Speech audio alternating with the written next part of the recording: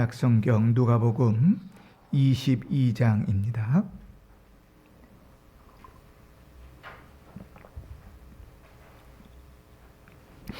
누가복음 22장 1절로 6절까지 말씀을 제가 봉독할 때 하나님의 음성을 들으시길 바랍니다.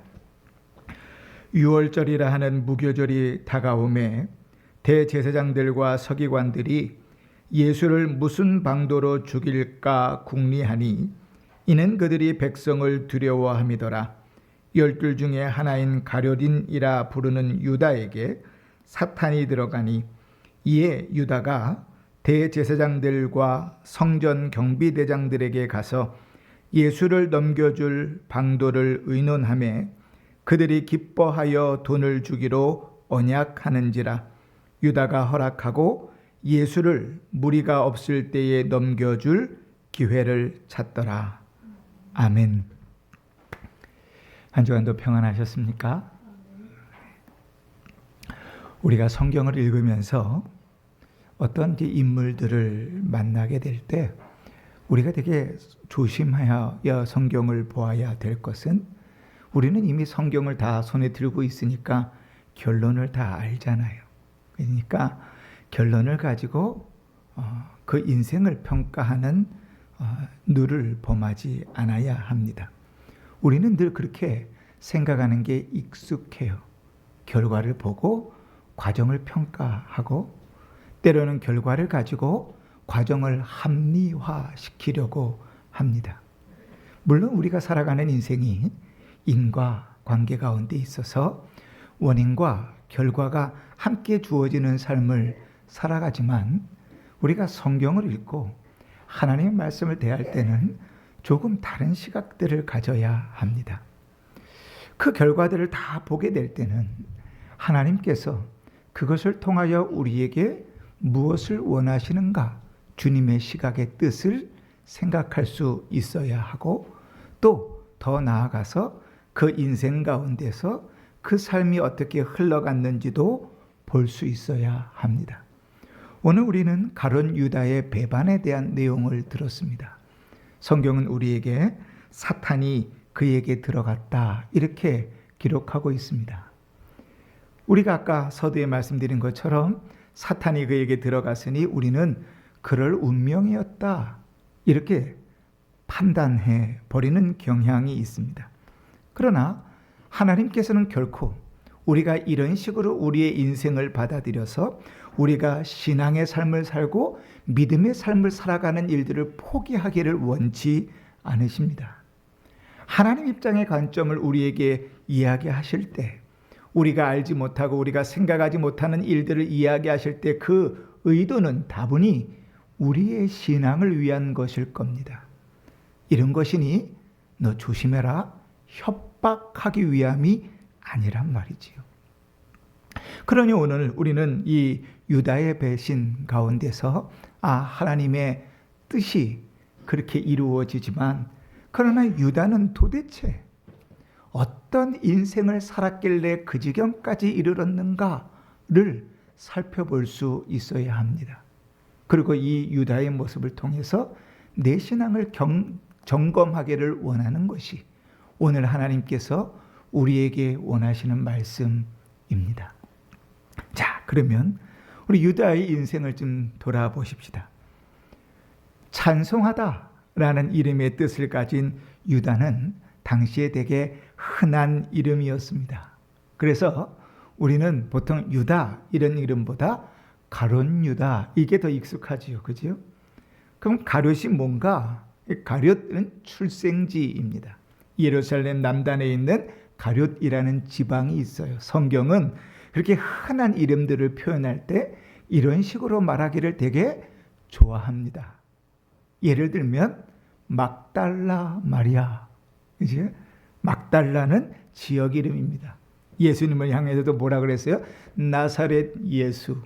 예수라는 이름이 우리에게 흔한 이름이라고, 우리는 되게 유일한 이름이라고 생각하지만 사실은 되게 흔한 이름이거든요.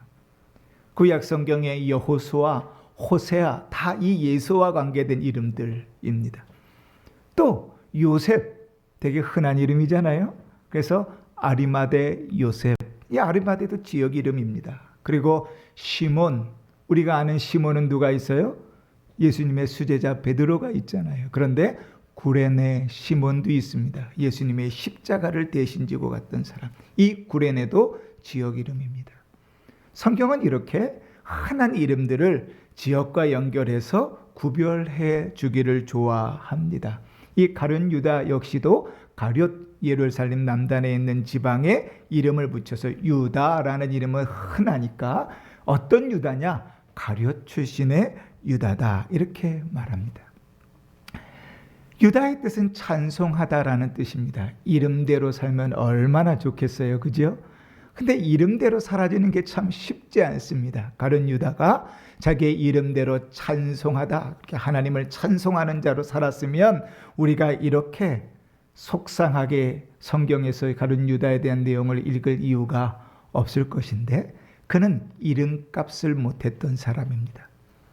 예수님이 12명의 제자를 뽑으셨는데 12명의 제자 중에 유일하게 남부 출신이 이 가룟 유다입니다.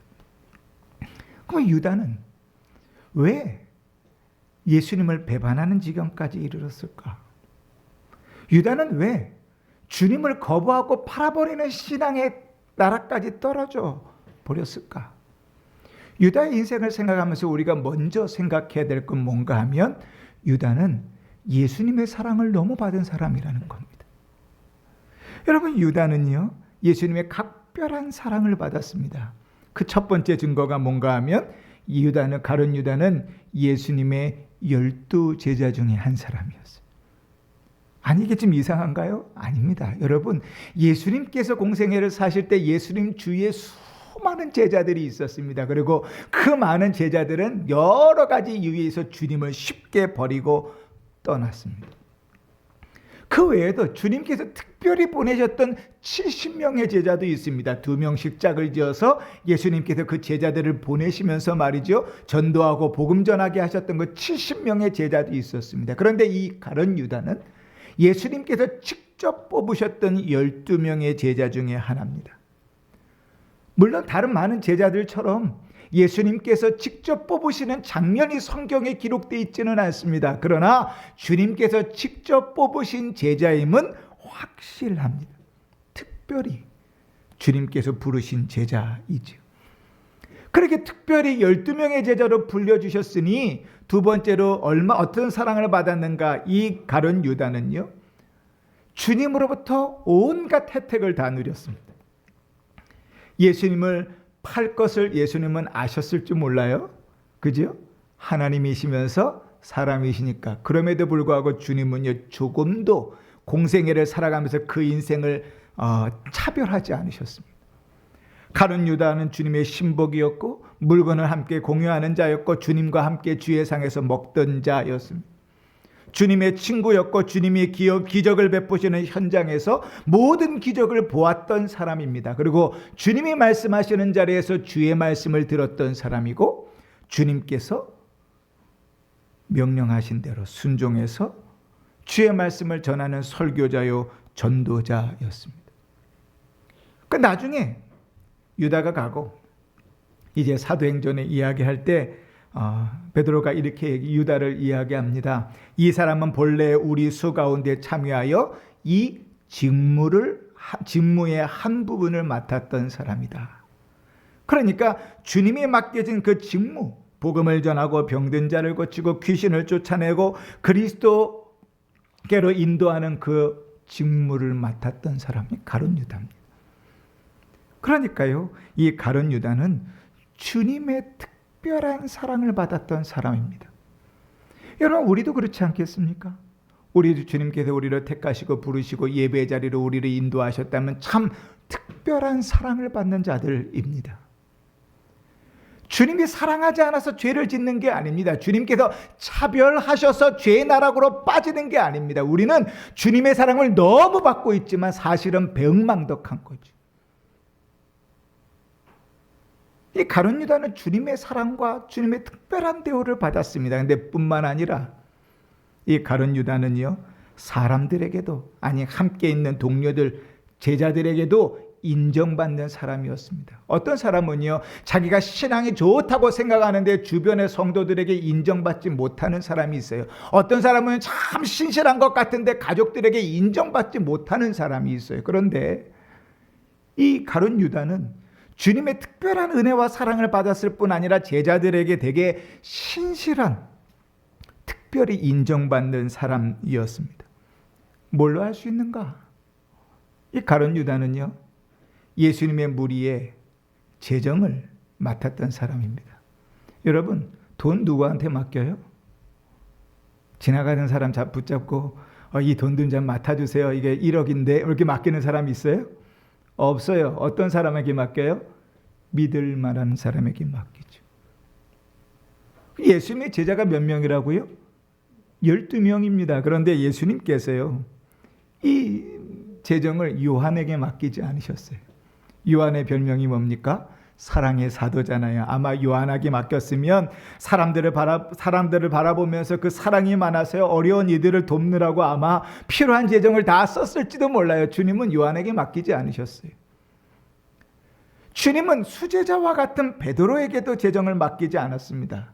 사실 성경을 보면 베드로는 되게 조급하고요, 그 조급함 때문에 무리를, 공동체를 공경에 빠뜨릴 위험이 있는 사람이에요. 그에게 돈을 맡기면 조급하게 돈을 다 써버리고 그 무리가 어려워질 수도 있겠죠. 근데 무엇보다도 예수님의 제자 중에서요, 돈을 맡을 만한 사람이 있었습니다. 그게 누구냐면 마태입니다. 마태는요, 직업이 세리였어요. 대부분의 예수님의 제자들이 어부였던 것과는 달리 이 마태는 직업이 세리였습니다. 세리가 뭐 하는 사람입니까? 세금 받는 사람이죠. 지금으로 말하면 공인회계사 뭐 이런 거겠죠. 그죠? 세무직원이겠죠. 돈에는 능통하죠. 계산하는 것, 심지어는 조금 더 나가면 투자하는 것 때도 능통하겠죠. 그런데 예수님께서는 그 돈을 마태한테 맡기지 않으셨습니다. 누구한테 맡겼다고요? 유다한테 맡기셨습니다. 주님께서 그에게 맡겼다 할지라도 다른 제자들이 유다를 신뢰하지 못했다면 불가능한 일입니다. 나머지 11명은 다 북부 갈릴리 출신이고 유다만 남부 예루살렘 지방에 있는 출신이니까 지역색으로 그를 차별하려고 하면 얼마든지 차별할 수 있어요. 그래도 그는 못 믿을 사람이다. 얼마든지 밀어낼 수 있는데 그 제자들은 그를 신뢰했습니다. 성경을 좀 살펴보면 인성도 꽤 괜찮았던 것 같습니다. 베드로는요, 늘 말이 앞서는 사람이었어요. 이런 사람들 참 공동체에서 위험한데 베드로가 그랬습니다. 다 버릴지라도 나는 그리하지 않겠습니다. 호언장담해놓고 책임질 수 없었던 사람, 베드로입니다. 말이 앞서는 사람. 근데 유다는 그러는 적이 없어요. 예수님의 제자 중에 야고보와 요한 세베대의 아들들이 있습니다. 그들은요, 어머니 뒤에 숨어서 자기의 야망을 감추기 위해서 어머니를 대신 예수님께 밀어넣었던 사람이죠. 그런 야망도 없습니다. 도마와 빌립은요, 심한 문제들을 가지고 꼬치꼬치 주님께 묻기를 좋아하는 사람들이었습니다. 그런데 유다는 그렇지 않았어요. 겉으로 보기에는 둥근둥근하고 모나지 않은 사람처럼 보였습니다.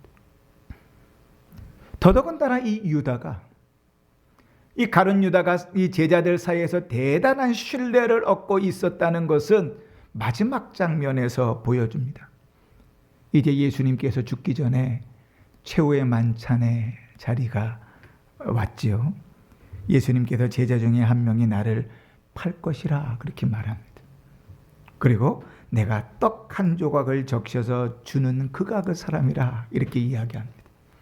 그리고 떡을 들어서 적셔서 초에 찍어서 가룟 유다에게 줍니다. 그러면 나머지 11명의 제자는 누가 예수를 팔 거라는 걸 알아요? 가룟 유다가 팔 거라는 걸 알죠. 그런데 우리가 성경 요한복음을 특히 읽어보면 그 제자들 중에 아무도 유다가 주님을 팔 것이라고 생각한 사람은 없습니다. 오히려 이렇게 생각합니다. 유다가 돈계를 맡았으니 예수님께서 특별히 그에게 무슨 일을 시키셨나 보다 이렇게 생각해요. 얼마나 신뢰가 두터웠으면 말이죠. 주님의 사랑을 많이 받고 있는 사람이고 사람들에게도 신뢰가 꽤 두터웠던 사람이었습니다. 그러면 여러분 이쯤 되면 좀 궁금하지 않아요? 주님의 사랑도 받고 특별히 신실한 것 같고 기적도 경험하고 또 사람들에게도 참 꽤 괜찮은 사람으로 신뢰를 받는데 어떻게 예수를 팔아넘기는 지경까지 이르렀을까? 여러분, 우리의 신앙이 무너지는 것은 한순간에 무너지는 것이 아닙니다. 유다가 예수님을 배반한 건 역시도 어느 날 갑자기 사탄이 들어가서 그는 그리고 싶지 않은데 갑자기 주를 배반하게 된 것이 아니에요. 성경을 읽어가면 우리는 유다에게 그러한 싹이 늘 존재하고 있었음을 알 수 있습니다. 오늘 성경에 보니까 사탄이 들어갔다 이렇게 표현해서 어쩔 수 없이 끌려가는 것 같지만 그러려면 우리가 전제를 이렇게 잡아야 됩니다. 우리는 죄 없는 죄인인데 아무나 흠이 없는 죄인인데 사탄이 들어와서 우리는 끌려갔다 이렇게 얘기해야 되겠죠. 근데 우리는 기본적으로 기본값이 뭡니까? 죄인이에요. 하나님의 은혜가 아니면 살 수 없는 죄인입니다. 그 죄인이 사단에 이끌려 그런 삶들을 살아갔다는 것은 사실은 사탄이 조장한 것 같지만 되게 낯선 일은 아닙니다. 예수님이 베드로를 향해서 이렇게 얘기하셨습니다. 베드로가 주는 그리스도시오 살아계신 하나님의 아들입니다. 그 유명한 신앙 고백을 하고 난 다음에 그 고백 위에 내가 이제 잡혀가고 죽을 것이다. 부활할 것이다. 말했더니 베드로가 뭐라 그래요? 주님, 그런 일이 있을 수 없습니다. 예수님께서 베드로를 뭐라고 부르십니까? 이 사탄아, 내 뒤로 물러가라. 아니, 베드로가 졸지에 뭐가 돼요? 사탄이 됩니다. 성경에 사탄이 나오는 구절들을 열심히 찾아보면 영적인 사탄의 어떠함이 나오는 게 아니라 우리 인간, 우리 인생. 근데 어떤 인생이에요? 하나님을 대적하고 주와 반대되고 신앙을 떠나가는 그 삶들을 이야기할 때 사단이 언급됩니다. 그 예수님 베드로를 향해서 이 사탄아, 내 뒤로 물러가라 이렇게 말씀하시는 거죠. 그러므로 여러분, 우리가 유대의 삶을 살피면서 유대가 그렇게 주님의 사랑을 받았고 주님의 특별한 은혜를 입었고 다른 제자들의 두터운 신뢰를 받았음에도 불구하고 왜 그렇게 죄의 나락에 떨어질 수밖에 없었는지를 살펴봐야 합니다. 성경은 그 근거를 우리에게 이렇게 알려줍니다. 그 삶의 작은 균열들이 그 삶의 영적인 무감각이 되어 그를 타락의 나락으로 이끌었다고 말이죠. 어떻게 보면 유다의 탐욕은요, 세베대의 아들 야고보와 요한보다 더 세상에 고정되어져 있는지 모릅니다. 유다의 그런 관점을 아주 잘 보여주는 게 뭐냐면 요한복음 12장에 나오는 예수님께 향유를 붓는 여인을 대하는 자세입니다. 요한복음 12장에 이렇게 말씀합니다. 제자 중에 하나로서 예수를 잡아줄 가룟 유다가 말하되 이 향유를 어찌하여 300데나리온에 팔아 가난한 자들에게 주지 아니하였느냐 하니 대단히 신앙적인 것 같죠. 근데 예수님 뭐라고 평가하시는가 보십시오. 이렇게 말하면 가난한 자들을 생각함이 아니요 그는 도둑이라 돈괴를 맞고 거기 넣는 것을 훔쳐가미로라. 주의 은혜를 입고 살아가고 있는데 도둑질을 하고 있습니다. 사람들의 신뢰를 받고 있는데 뒤로는 도둑질을 하고 있습니다. 주님의 일을 하고 주의 복음을 전하고 있는데 그 마음은 여전히 세상에서 벗어나지 못합니다. 그 삶이 끝까지 가면 어떻게 되는지 아십니까? 주를 떠납니다. 대만은 주님 바울 옆에서 신실하게 옥바라지 하면서 바울을 도왔던 사람입니다. 그런데 나중에 가니까 어떻게 합니까? 대만은 세상을 사랑하여 데살로니가로 갔다. 우리의 삶에 어느 날 갑자기 우리의 신앙이 무너지는 경우는 없어요. 되게 신실하고 되게 은혜를 많이 입고 되게 사랑을 받고 사람들에게 인정받고 있는 그 순간에 하나님 앞에 내가 섰을 때 부끄러워하는 그 모습들을 애써 외면하다 보니 그것이 내 신앙의 발목을 잡고 나를 죄의 나락으로 끄집어 내리는 거예요. 유다는 그랬습니다. 주님의 특별한 사랑과 관심을 받고 있으면서도 그의 마음은 세상에 가 있었습니다. 함께 있는 12명의 형제와 같은 제자들에게 그렇게 두터운 신뢰를 받고 있으면서도 뒤로는 그들을 배신하여 그들과 함께 누려야 될, 먹어야 될 재산을 빼돌리고 있었습니다. 그 작은 일들, 별거 아니라고 생각하는 그 일이 그 신앙을 밑바닥까지 끌어내려서 예수님을 파는 지경까지 이르릅니다. 사람들이 다 알았을까요? 아니요. 그 죄는 은밀히 이루어집니다. 하나님과 나 사이는 알지요. 내가 하나님 앞에 선다면 주님께서 나에게 드러내실 일이지요. 그런데 주님 앞에 서지 않아요. 내가 죄인 줄 알면서도 애써 그것을 우기며 주님 앞에 갑니다. 그리고 그 완악함이 우리를 더 큰 죄악으로 끌고 내려가요. 그렇게 세상을 사랑하고 조금씩 돈을 훔치고 사람들의 믿음과 신뢰를 배반하고 주님의 사랑을 배반하던 그가 결국 어디까지 갑니까? 대제사장과 경비대장들을 만나서 나에게 얼마를 주려느냐, 그 지경까지 갑니다. 여러분, 당시의 사람들은요 이렇게 생각했어요. 예수님이 오시면 이제 로마가 다 전복되어지고 우리가 먹고 사는 일에 걱정 없는 편안한 삶을 살게 될 것이라고 생각했습니다. 그런데 주님과 함께 있고 주님과 함께 말씀을 듣고 주님과 함께 기적을 경험하고 주님과 함께 있으면서도 그의 시각이 변하지 않아요. 놀라운 사실 아닙니까? 우리로 따지면 매일같이 예배에 나오는데 예배에 빠지지 않는데 신앙이 변하지 않아요. 삶의 방식이 변하지 않아요. 놀라운 사실이죠. 여러분, 유다가 예수님을 판 값이 은 30세겔입니다. 은 30세겔을 그램으로換算하면 342g입니다. 제가 몇 년 전에 이 본문들을 다루면서 그때 조사했을 때 은값이 별로 비싸지 않았어요. 한 40만 원 정도 됐습니다. 근데 제가 어제자로 은 시세를 해보니까 150만 원 정도 되더라고요. 물가가 많이 올랐어요. 그죠? 적은 돈이 아니죠. 그러나 여러분, 그 150만 원이 한 사람의 목숨값으로 충분하지 않습니다. 3년을 자기가 따랐던 예수님을 배반할 만한 가치가 되지 않습니다. 왜 그 모양이 됐는가?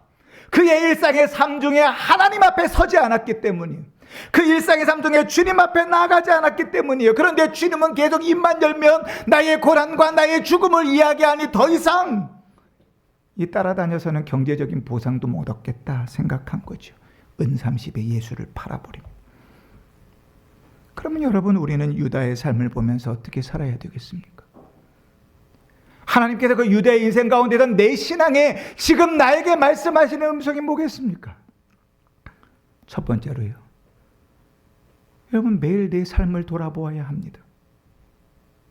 매일 아침에 일어나면 성경 읽고 기도하는 것은 당연한 일이듯이요, 매일 저녁에 내 삶을 돌아보면서 내가 하나님 앞에 내 언어 심사가 주의 영광을 위한 것이었나, 아니면 유다처럼 내 탐욕과 욕심을 위한 것이었나를 돌아보며 기도하는 시간이 있어야 합니다. 근데 우리는 그런 시간을 갖지 않아요. 사는데 바쁩니다. 하나님 앞에 내가 오늘 하루를 어떻게 살았는지 돌아보지 않습니다. 신앙은요, 우리가 하나님 앞에 바로 서기 위함이고 우리가 죄의 지배 가운데 빠지지 않기 위함입니다. 그런데 고작 성경을 읽고 기도하는 일들이 남들에게 나는 이렇다 자랑하기 위한 것이라면 그 안에는 아무런 영적인 능력이 없어요. 아무리 매일같이 예배를 드리고 아무리 저녁마다 내가 주님 앞에 설지라도 그것이 내 자신을 자랑하기 위한 일이라면 그것은 내 신앙에 아무런 유익이 없어요. 하나님 앞에 서야 됩니다.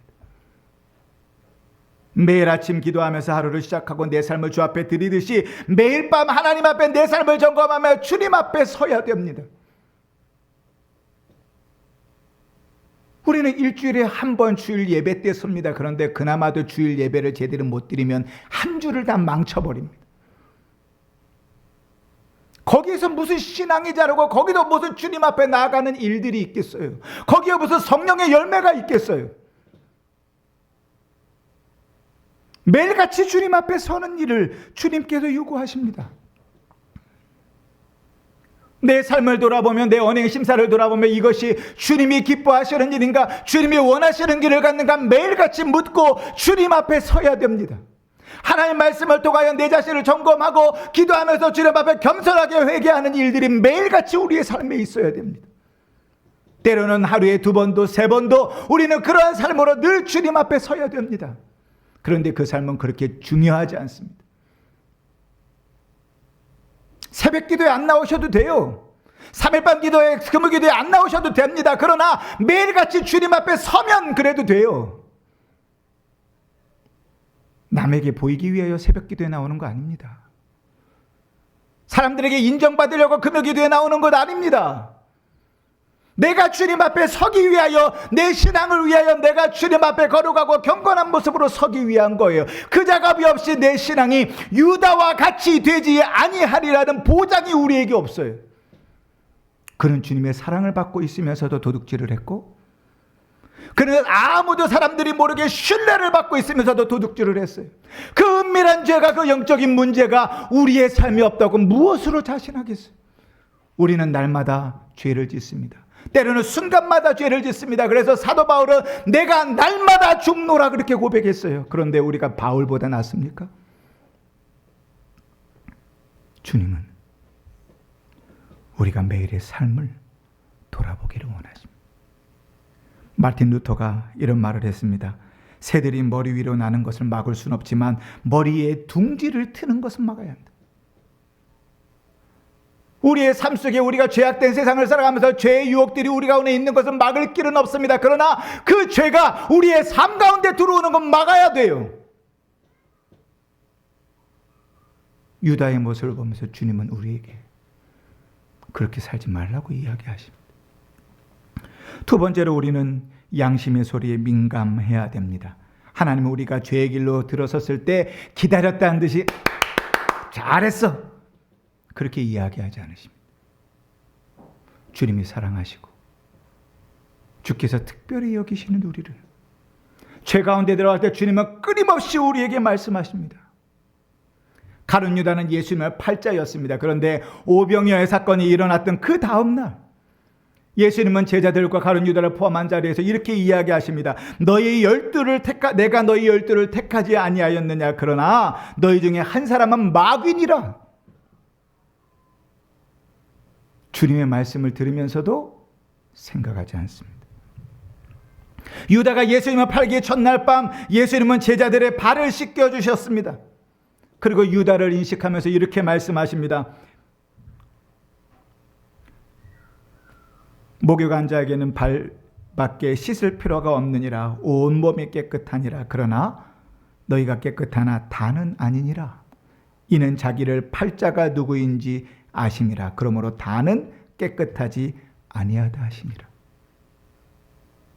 그러나 주님의 경고에도 별로 마음이 움직이지 않습니다. 잡히시기 전에 최후의 만찬의 자리에서 식사하시면서 주님은요 이렇게 이야기하십니다. 너희 중 하나가 나를 팔리라.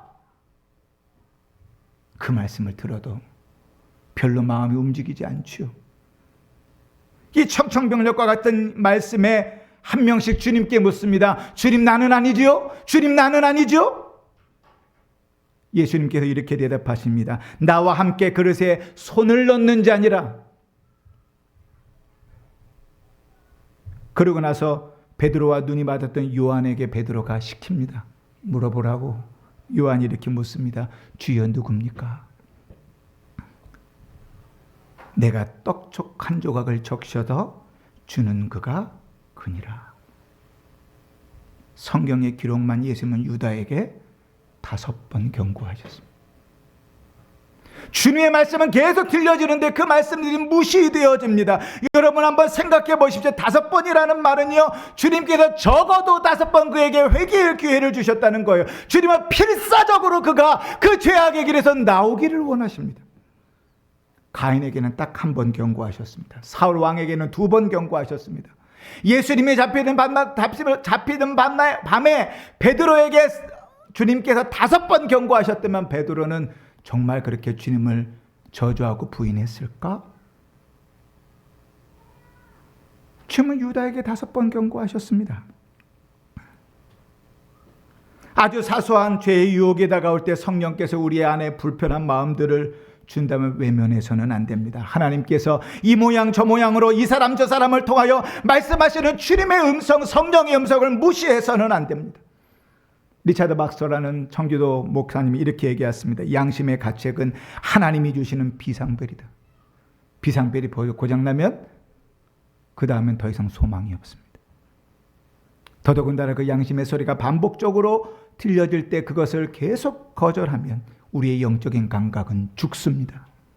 그리고 그 기회를 엿보는 유다와 같이 되어져 버리는 것입니다. 작은 불순종입니다. 즉각적으로 반응하여 돌아가는 연습이 필요합니다. 여러분 티나게 하지 않았을 거예요. 유다가 돈을 훔치는데 제자들이 알 만큼 티나게 훔치지 않았을 겁니다. 그러니 다 모르고 유다를 그렇게 신뢰했겠죠. 그러나 그 작은 균열들이 주님의 계속 두드리는 그 음성들이 무시되니까 결국은 얼마를 주려느냐, 그 지경까지 이르는 거죠. 여러분 우리말의 속담에 바늘도둑이 소도둑 된다는 말이 있습니다. 작은 것 훔치기 시작하면 큰 거 훔친다는 거죠. 그런데 여러분 신앙의 원리도 비슷합니다. 우리의 삶 가운데 날마다 깨어있지 않고 우리의 삶 안에 날마다 깨어지는 그런 타협하는 그 신앙들이 결국은 우리의 신앙을 밑바닥까지 끌어내릴 겁니다. 그리고 우리는 어쩌면 그 상황 속에서 유다와 같이 우리가 버려진 자인 것을 알게 될지도 모릅니다. 유다는 끝내.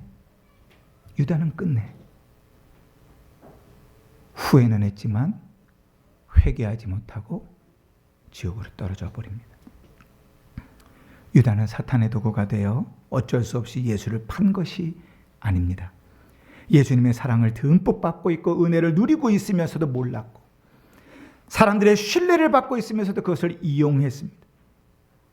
그의 눈은 하나님의 것보다 세상의 것에 고정되어 있었고 결국은 그것에서 마무리 짓는 것입니다. 그러니 사랑하는 성도 여러분, 매일같이 하나님 앞에 서십시오. 내 자존심, 내 욕심, 내 자아로가 아니라 내 습관으로가 아니라 매일같이 주의 말씀과 기도 앞에 거룩한 습관으로 쓰는 훈련을 하십시오. 없으면 만들어야 됩니다. 형식적으로 변했다면 다시 회복해야 합니다. 그것만이 더 이상 죄의 나락으로 떨어지지 않을 살 길입니다. 또한 주님께서 우리에게 계속 말씀하시는 성령의 음성들이 있다면 빨리 무릎 꿇으십시오. 다른 사람들은 나를 신뢰할지라도 하나님의 은혜가 계속 끊이지 않고 있을지라도 주님은 반드시 그 죄를 그대로 간과하지 않으십니다. 주님의 음성이 들리거든, 주의 성령께서 우리의 양심을 울리거든 그 앞에 무릎을 꿇으십시오. 유다의 삶은 타산지석 삼아 흠없는 성도로 서게 하시는 하나님의 몸부림입니다. 필사적으로 우리를 그 죄악 가운데서 끄집어내기를 원하시는 하나님의 발버둥입니다. 주님의 음성 앞에, 주님의 일하심 앞에 거룩하고 경건한 모습으로 서서 살아가는 복된 성도가 되시기를 주의 이름으로 축원합니다. 아멘.